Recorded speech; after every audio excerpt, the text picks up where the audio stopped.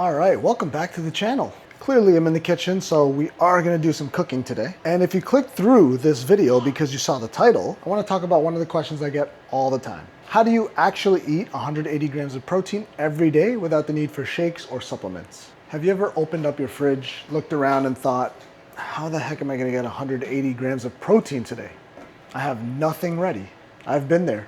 Years ago, I'd panic, end up grabbing a protein shake because it was convenient, and then I wonder why I wasn't enjoying my meals or not making real progress. Today, I'm gonna show you how to hit 180 grams of protein every single day. No shakes, no supplements, just real whole foods. So let's get started. And before anyone hops in the comments and be like, oh, 180 grams of protein, it's not for everyone. And yes, I understand that, obviously. So figure out what works for yourself. So for me, being 170 pounds, I aim for like 180. And that way, if I fall short, then I still hit my goals to optimize my workout and basically my life. I'd rather get more protein in though than to miss the goal. Like I'll fall a little bit short and that's okay, but I'm just trying to optimize the workout and the recovery process as well. And I'm also training pretty hard for High Rocks, which is in a few weeks. So I'm running like 2 or 3 times a week, longer distances, and working out still like probably 6 days a week on average, sometimes even 2 a day. So kind of just pushing it here. And yeah, the number itself doesn't really matter as long as you have a plan for yourself. The biggest mistake I see people make on a daily basis, since I still am a personal trainer and coach, people wake up every day and just eat whatever sounds good. And dinner's just, whatever we can come up with. And at this point, when it comes to like dinner time, usually some of my clients are eating only like 40 to 60 grams of protein up to that point. So by the time dinner comes around, you're cramming in like 100 grams of protein. It's just not gonna work. That's honestly just too stressful for me. I like to plan ahead, and you should too. It makes it so much easier. Literally less than 5 minutes a day, right? Personally, I'll just use MyFitnessPal and then record the night before. And in that way, I know what I'm eating the next day and all I have to do is execute. And that one habit alone just makes getting to even your macro goals or your protein goals or your calorie goals, it just makes it so much easier. Now, I'm not saying protein shakes are bad. Personally, I just don't think that you should be relying on them all the time, like every single day. And I'm only saying that because I did the same when I was younger. But then for me, like it got to the point where I had like stomach and gut issues and I didn't know why, but that's a story for a whole nother video. Whole foods are the way to go. Let's start that now. That being said, I already had breakfast. Technically, my first 2 meals I already ate, and this is what it looked like. Farm Girl cereal with wheat bran and milk, and then the good old scrambled eggs and rice meal, which this morning I got lazy and didn't have spinach with that. But protein-wise, we're good on there. A total of 80 grams of protein so far. And now I'm gonna show you my final 2 meals. All right, so one thing that saves me all the time, meal prepping. I usually don't prep whole meals. I'll usually just prep the proteins here. Chicken, turkey, fish, beef, whatever it is. It just gives me more variety without having to cook every day, which I love that because I just don't have the time. And future me is always thankful for that. So today, here's what we got, okay? We're gonna go with shrimp, chicken, right? We're gonna pair something with quinoa. I'm not even sure yet, honestly. I have some kale, broccoli, spinach, everything we need. So let's get started. And personally, love this shrimp from Kirkland because this whole bag is like 126 grams of protein or something like that. We are just gonna dump that all in. And that's on like a 3 out of 10 heat right now. Put something on top of that. Up next, we got our chicken. And what I like to do to make this easy to cook is I'll split this in half because they're pretty thick, I would say. So I like to split that in half. A lot easier to cook. And then while it's in the bowl, some salt, a little bit of Mrs. Dash in there, garlic and herb, garlic plus, splash of milk, a little bit of oil as well.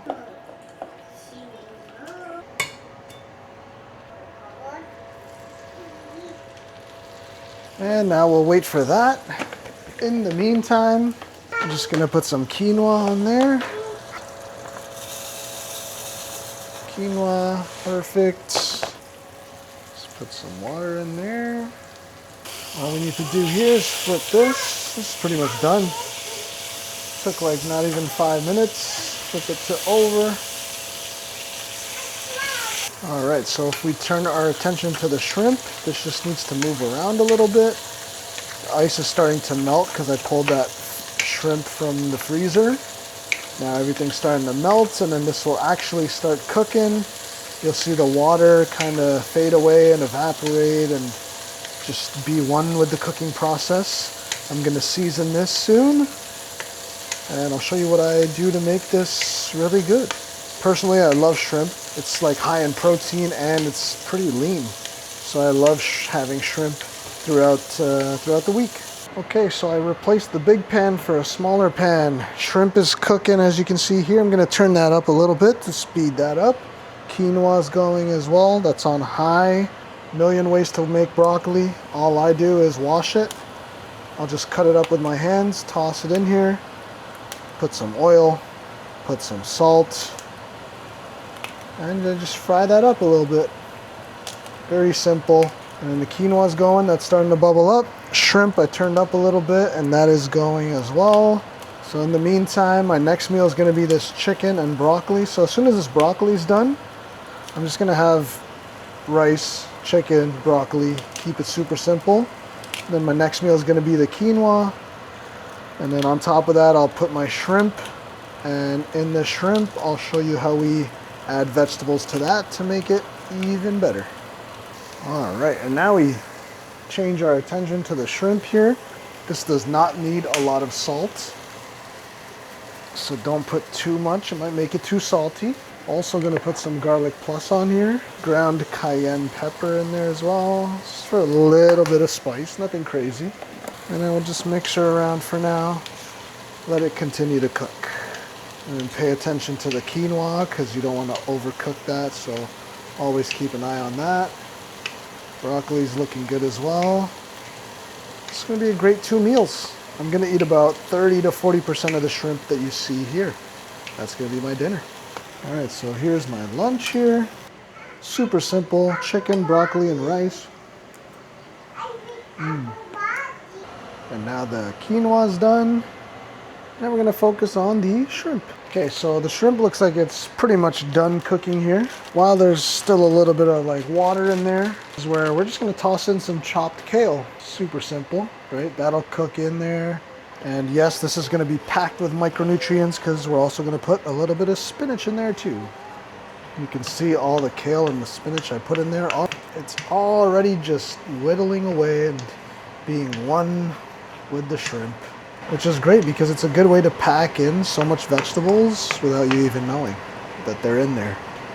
Okay, so we're gonna turn down the heat a little bit here. I'm gonna put a little bit of basil pesto in there. I'm gonna put a little bit of that in here. And I'm gonna put a little splash of heavy cream in there to make that a little bit creamier. And also tiny bit of oil. And now we mix her up. And then when this has all become one, and the liquid is kind of to your consistency, put that on top of some quinoa, and that is going to be dinner today. And that is going to taste amazing today. And this is what the shrimp should look like when it's done. A little bit creamy. That's the way I like it right there. I put that on top of some quinoa. And we are blessed there.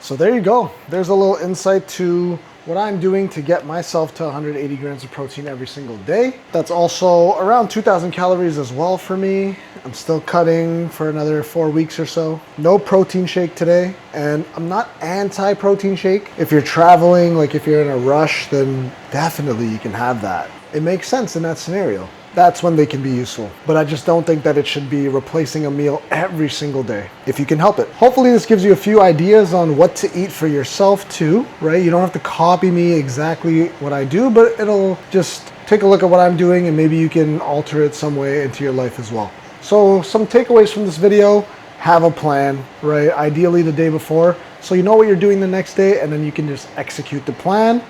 And then it's about prioritizing protein during your meals and then making your future self's life easier, right? By prepping meals, maybe just the protein, but that helps, or that goes a long way. If this video helped you, please hit the like button. Seriously, it helps me more than you'd think. Subscribe for more fitness and health content.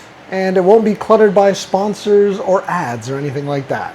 And we're like 6 weeks out from High Rocks, so that is exciting. Trying to be super on point with everything that I do now on a daily basis. Lots of training and nutrition videos on the way. And let me know in the comments, what's the hardest part about eating high protein every single day? Anyways, I hope you enjoyed the video since you made it this far anyway.